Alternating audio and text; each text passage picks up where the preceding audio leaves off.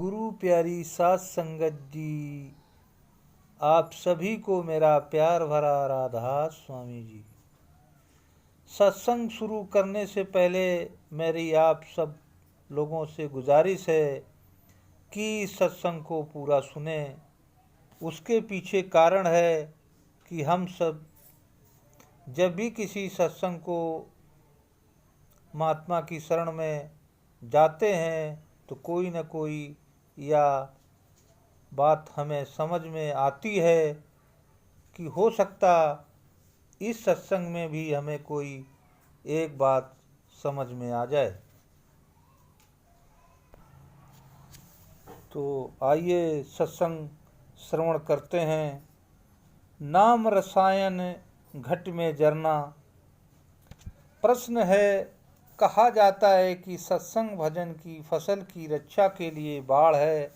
इस बात को समझाने की कृपा करें। उत्तर है, इसका मतलब यह है कि भजन के द्वारा हम अंदर के मंडलों में एक खजाना जमा कर रहे हैं।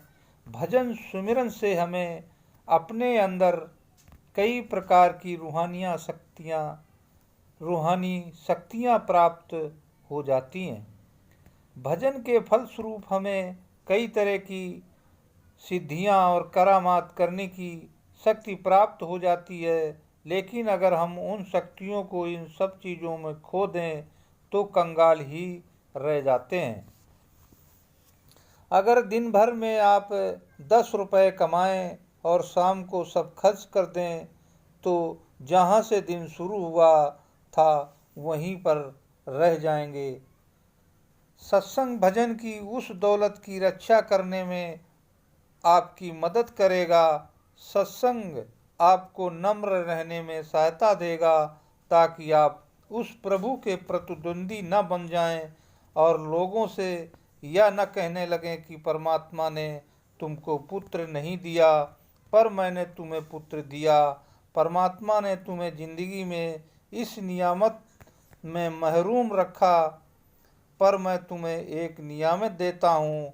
इस प्रकार हम चमत्कार करके उस परमात्मा के प्रतिद्वंदी बनने की कोशिश कर रहे हैं। लेकिन सत्संग आपको परमात्मा की इच्छा में रहने में मदद देगा और यही सच्ची नम्रता है, आजीजी है। परमात्मा तो दया मेहर अंतर में आप पर करेगा, सत्संग उसकी रक्षा करेगा। जितना आप भजन सुमिरन से प्राप्त दौलत को अपने अंदर हजम करेंगे उतनी ही परमात्मा आप पर दया मेहर करेगा। जब लड़का जवान हो जाता है और कारोबार शुरू करता है तो पिता उसे कारोबार में लगाने के लिए थोड़ी रकम देता है। अगर लड़का हिसाब किताब ठीक रखता है तो पैसा बर्बाद नहीं करता और वह अपनी दुकान तथा कामकाज को पूरा समय देता है तो पिता प्रसन्न होकर उसे और रुपया देता है। अंत में जब पिता देखता है कि पुत्र कारोबार की अच्छी तरह संभाल रहा है तो उसके पास जो कुछ भी है वह सब कुछ पुत्र को दे देता है। लेकिन अगर पुत्र शुरू में ही पैसे लुटाने लगे, कामकाज में मन न लगाए तो पिता भी अपना हाथ खींच लेता है। अगर हम ईमानदारी और लगन के साथ भजन सुमिरन करते हैं तो हमें उसके फल स्वरूप मिलते हैं और अगर हम अंदर प्राप्त होने वाले आनंद और शक्ति की कद्र करते हैं और हमें उस अपने अंदर हजम करते हैं तो हमें अपने अंदर और भी अधिक दया मेहर मिलती है। लेकिन अगर हम उसे बर्बाद करते हैं, लुटा देते हैं तो परमात्मा भी अपनी दया का हाथ खींच लेता है। गुरु नानक साहब कहते हैं, परखिया बद संभाल लई कि एक पारखी के समान उस अनमोल वस्तु को संभाल कर रखना चाहिए जिनको उस परमपिता की बख्शी हुई दात की कद्र होती है, वे उसे संभाल कर रखते हैं।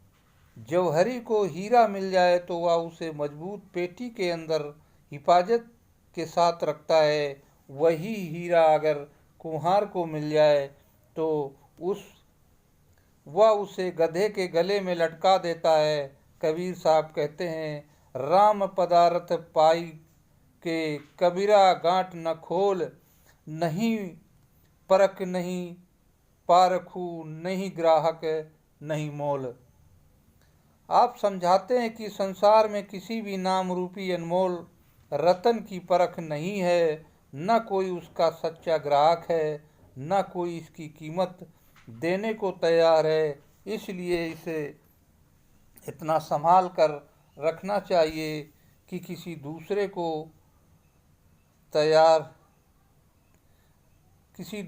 को इसकी खबर तक न हो। स्वामी जी महाराज फरमाते हैं, नाम रसायन घट में जरना, नाम रूपी रसायन हमारी हड्डियों में इस प्रकार रच जाना चाहिए कि किसी को इसकी खुशबू तक न पहुंच सके। प्रश्न, महाराज जी, जब हम अपने भजन के विषय में बात करते हैं तो क्या इस खजाने को बर्बाद करते हैं? उत्तर, आप भजन सुमिरन अपनी भलाई के लिए करते हैं, न कि दूसरों पर अपना प्रभाव डालने के लिए।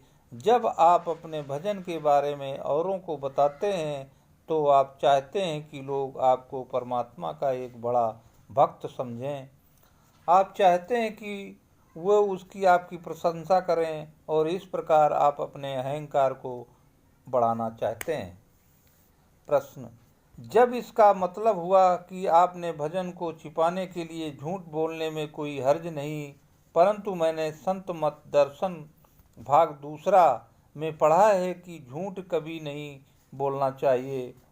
उत्तर, अगर हम सच्चाई को छिपाकर अपने अहंकार को बढ़ाएं या किसी को नुकसान पहुंचाना चाहें तो यह उचित नहीं है। लेकिन अगर आपका यह मकसद न हो और आप सच को जाहिर न करें तो मेरे ख्याल से आप झूठ नहीं बोल रहे हैं। किसी प्रश्न का उत्तर न देने का यह मतलब नहीं कि आप झूठ बोल रहे हैं। आप औरों को अपनी बातें बताना नहीं चाहते तो मेरे ख्याल से यह झूठ बोलना नहीं है।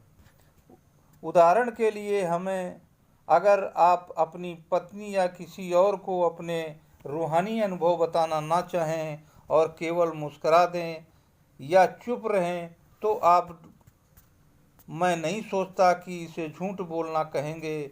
इसमें किसी का दिल दुखाने का उद्देश्य या अपने को ऊंचा समझने का अहंकार का भाव नहीं है। अगर हम कोई बात छिपाकर अपना फ़ायदा उठाना चाहें या अपने फ़ायदे के लिए दूसरों को नुकसान पहुंचाएं तो बेशक यह ठीक नहीं है। प्रश्न, महाराज जी, क्या आप हम लोगों को समझाएंगे कि अपने रूहानी अनुभवों को न बताने का क्या मतलब है? क्योंकि ऐसी बहुत सी वार्ताएं सुनने में आती हैं कि अमुक सत्संगी ऊपर के मंजिलों में गया और उसके प्रकाश देखा इत्यादि। उत्तर, अपने आंतरिक अनुभवों को किसी को न बताना हमारे अपने ही हित में है, क्योंकि जानबूझकर ना भी बताएं तो भी अनजाने में अहंकार आ ही जाता है। जब हम अपने अनुभव बताते हैं तो हम सोचते हैं कि दूसरे व्यक्ति ने अपनी अभी तक प्रकाश भी नहीं देखा, कोई मंजिल भी पार नहीं हो कि, और इस प्रकार का हम अहंकार के शिकार हो जाते हैं और हमारी अपनी प्रगति रुक जाती है, बल्कि जो पाया था उसे भी खो बैठते हैं। यही खास वजह है कि आपको अपने रूहानी अनुभव दूसरों को नहीं बताने चाहिए। यह हमारी आत्मा का परमात्मा के साथ निजी रिश्ता है, इसमें किसी दूसरे का दखल नहीं है। आत्मा और परमात्मा के बीच कोई दूसरा नहीं आता। किसी दूसरे को हमारे अनुभव जानने का हक नहीं है। आत्मा का अपने असल के साथ, अपने मूल के साथ निजी रिश्ता है, यह उसका निजी मार्ग है। हम क्यों उसमें किसी के साथ हिस्सा बटाएं? या पत्नी अपने पति के साथ संबंध के भेद किसी को नहीं बताती, आप कैसे आशा कर सकते हैं कि आत्मा अपने रूहानी अनुभवों और आंतरिक रूहानी भेदों को औरों के साथ बांट सकती है, औरों पर प्रकट कर सकती है। इन अनुभवों को अंदर हजम करना चाहिए, और जितना अधिक आप इसे अंतर में हजम करेंगे, आप अपने अंदर उतनी ही ज़्यादा दया मेहर पाएंगे। उसकी कृपा को ग्रहण करने के उतने ही अधिक योग्य बनेंगे। अगर हम अपने अनुभव दूसरों को बताने लगेंगे तो हम चमत्कार दिखने के लालच के शिकार भी बन सकते हैं, क्योंकि अहंकार बढ़ता जाता है।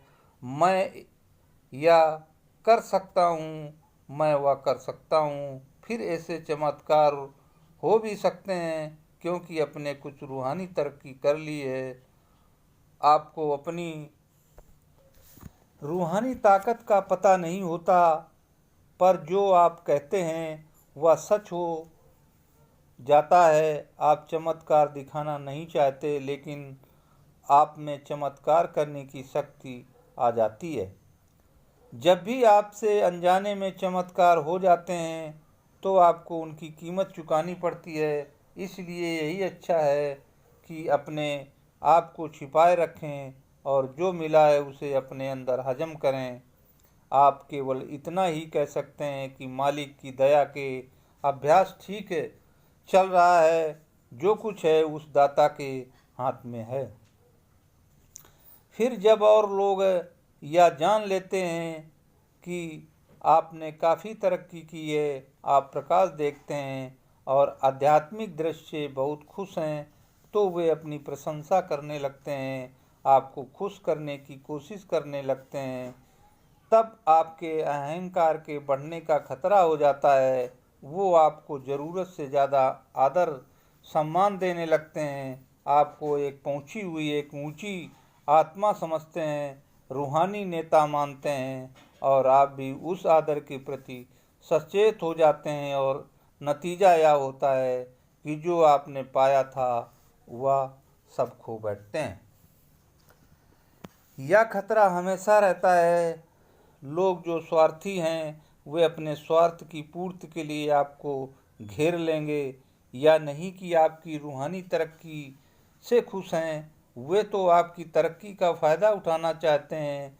किसी को बच्चा चाहिए तो किसी को सांसारिक प्रसिद्धि, तो किसी को बीमारी से छुटकारा। इसलिए वे आपके चारों ओर मंडराते रहते हैं। केवल अपने स्वार्थ के लिए वे सोचते हैं कि वे आपसे फ़ायदा उठा सकते हैं, क्योंकि आपको कुछ रूहानी अनुभव हैं, आपके अंदर रूहानी शक्तियां हैं, और यह संभव है कि आप उसकी बातों में आएं। उनमें से मान बढ़ाई पाकर आप में अहंकार आ जाए और आप सब कुछ खो बैठें। हुजूर महाराज जी फरमाया करते थे कि साधु लोग दुनिया की सब चीज़ें छोड़ देते हैं, पर मान बढ़ाई नहीं छोड़ पाते। वे हमेशा मान बढ़ाई चाहते हैं, और लोग अपनी गरज के लिए उन्हें मान बढ़ाई देने को तैयार रहते हैं। जिस समय किसी को मान बढ़ाई मिलती है, उसी समय उसके पतन के कारण भी पैदा हो जाते हैं।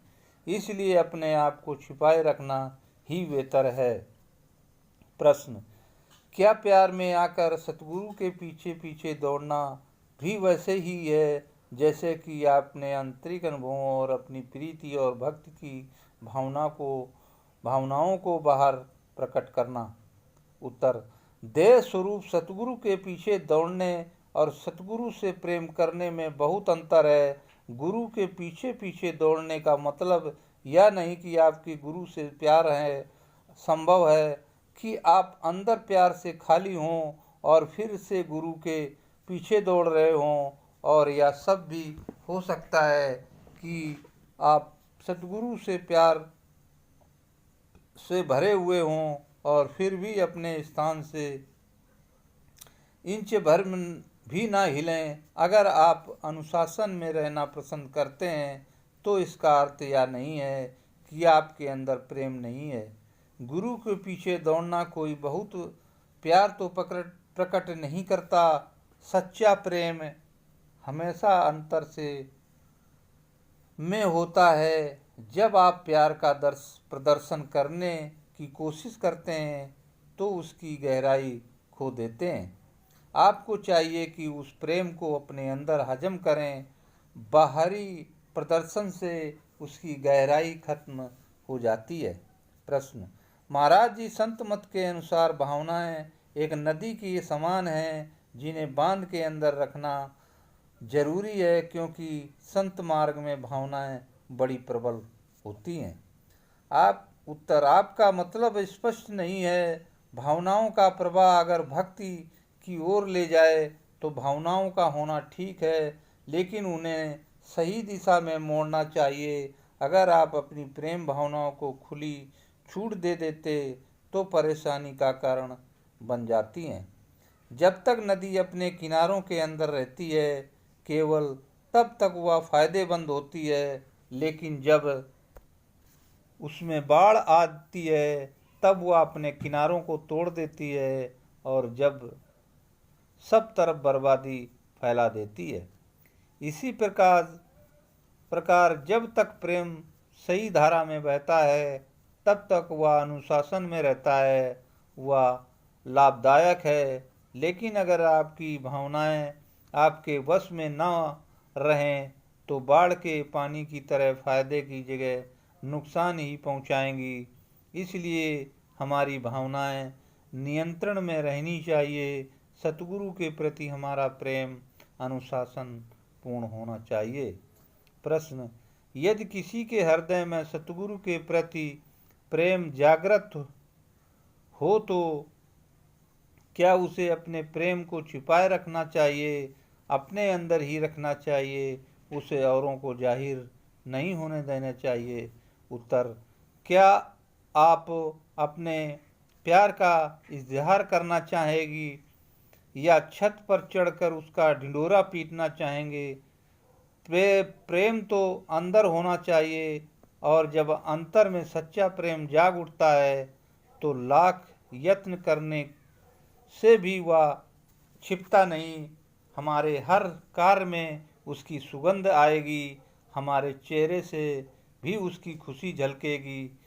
जब तक हम प्रेम को छिपा छिपा कर रखेंगे पर अपने आप उसकी खुशबू बाहर फैलेगी। प्रश्न, क्या चेहरे पर प्रेम के भाव को आने से रोकना चाहिए? उत्तर, यदि आप रोक सकें तो, लेकिन जब सब करने की जरूरत नहीं है। प्रेम जरूर आपके हर काम में झलकेगा। आपको अपने सतगुरु से कितना प्रेम है यह आपके दैनिक जीवन के हर कार्य में झलकेगा। प्रेम विज्ञापन की चीज़ नहीं है और न ही चिल्ला चिल्ला कर संसार को बताने की चीज़ है। सच्चे रूहानी प्यार का कभी दिखावा नहीं किया जाता, यह खामोशी में ही पनपता और बढ़ता है। यह केवल आपके और अपने प्रभु के बीच की बात है, कोई और क्यों बीच में आए। हम सतगुरु से प्यार दूसरों को दिखाने के लिए नहीं करते। ऐसा दृष्टिकोण हमें कभी नहीं अपनाना चाहिए। इसी के साथ ये सत्संग यहाँ पर समाप्त होता है। ऐसे ही सत्संग और साखियाँ सुनने के लिए चैनल को सब्सक्राइब करें, लाइक करें और शेयर करें। राधा स्वामी जी।